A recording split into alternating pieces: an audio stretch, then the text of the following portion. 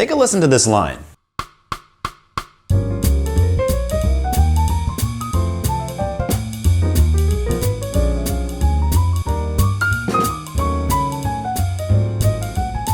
This is the color that you get when you combine the Locrian natural 9 with the half diminished, also known as the symmetric diminished. And in this video, we'll explore how and when to use these scales for improvisation. If you're new to mDecks music, we create music books and apps, piano arrangements, and we discuss improvisation, songwriting, and sometimes we take music theory to strange and uncharted places. So subscribe and hit the bell, and join us for exclusive access to our ever-expanding library of music resources. Today, let's take a look at a somewhat obscure scale that not many people use, or perhaps they do, but they're not really seeing it for what it might be. The Locrian natural 9 is the 6th mode of melodic minor. And as we've said ad nauseum, melodic minor is an essential source scale to know for improvisation.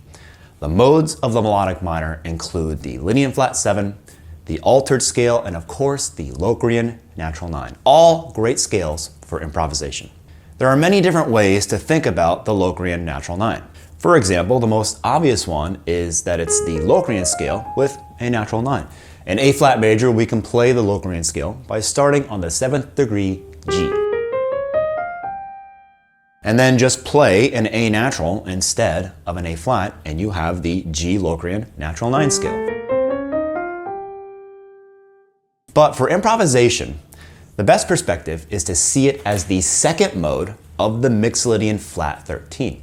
Just stay with me. I know this sounds crazy, but it'll make sense when I'm done. The Locrian natural 9 is perfect for a 2 minor 7 flat 5 with a major target, like in the song I Love You.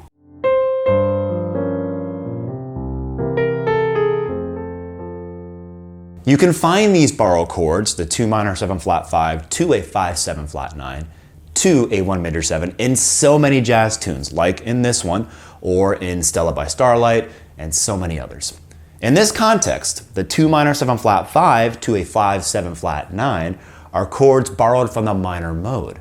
When you hear G minor 7 flat 5 to C7 flat 9, you expect them to resolve to an F minor chord.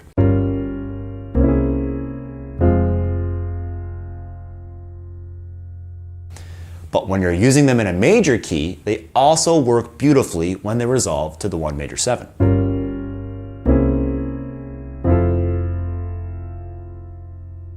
This 2-5-1 with the 2-5 borrowed from the minor mode is the perfect place to use the Locrian natural 9 on the 2 minor 7 flat 5 chord.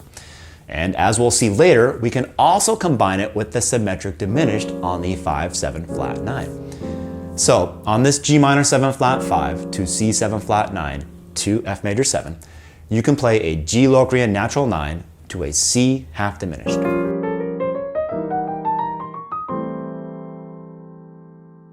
So as I was saying, it's better to think of the G Locrian natural 9 as the 2nd mode of the F Mixolydian flat 13. Actually, as a first approach, you can just think of it as the 2nd mode of some F scale. The important thing is that you're altering the F major scale into a mode that fits the G minor 7 flat 5. So when I want to improvise over this G minor 7 flat 5, I think of the F major scale with a flat 13 or flat 6 and a flat 7. That's the F Mixo flat 13. The cool thing about this scale is that it contains the major third of the target, implying that we're in F. At the same time, it contains the complete G minor 7 flat 5 chord inside of it. But most importantly, it avoids the E natural, which is an essential note to omit since it's the 3rd of our next chord, the C7 flat 9. This rule of the 2 chord not containing the 3rd of the following 5 chord is actually quite essential when it comes to tonal harmony. Having this note present in the 2 chord introduces 2 problems. One, it gives the F, in our case, nowhere to go, and we're robbed of that half-step resolution down to the E. And 2, having the E present in the 2 chord also creates a tritone against the B flat, which gives this subdominant chord a more dominant quality. Both of these problems undermine the typical tension release path that tonal harmony is predicated on. The whole purpose of the C7 flat 9 is to resolve the F in the G minor 7 flat 5 to the E. This will also create a tritone, E to B flat, within the C7 flat 9 that offers all the qualities of a dominant chord that then wants to resolve to F major 7. So the G Locrian natural 9 offers the entire G minor 7 flat 5, the chord we're playing over, the A natural, the major third of our target, and omits the E, an essential note to avoid. And using our perspective, we can see it as an F Mixolydian flat 13. Or, if you want, as an F major with a flat 6 and a flat 7. Now, on the C7 flat 9, we can use the symmetric diminished or half diminished scale. We've shown how this scale is great for dominants that target a major chord, exactly as in our song. So if we keep the same perspective, we can look at the C half diminished as related to the G Locrian natural 9, and therefore also the F major scale. And the only thing we have to do is split the F, our tonic, into an E and an F sharp, and we get C half diminished.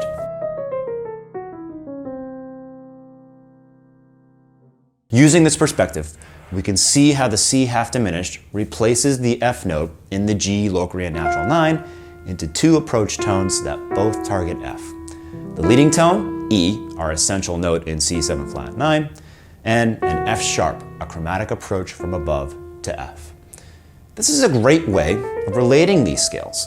And at the end of the day, we're in F major, so it might be a better approach to look at everything from the F major perspective. Now we can play something like this.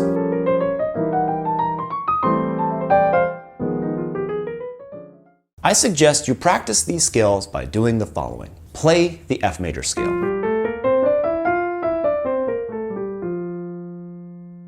Then transform it into the G Locrian natural 9, keeping the F perspective by simply changing the D to a D flat and the E to an E flat. If you want, you can see it as F Mixo flat 13. That's completely fine too.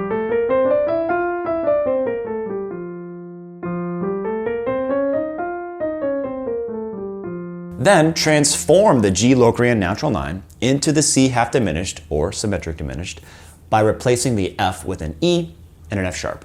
Just remember, the scale is an 8-note scale.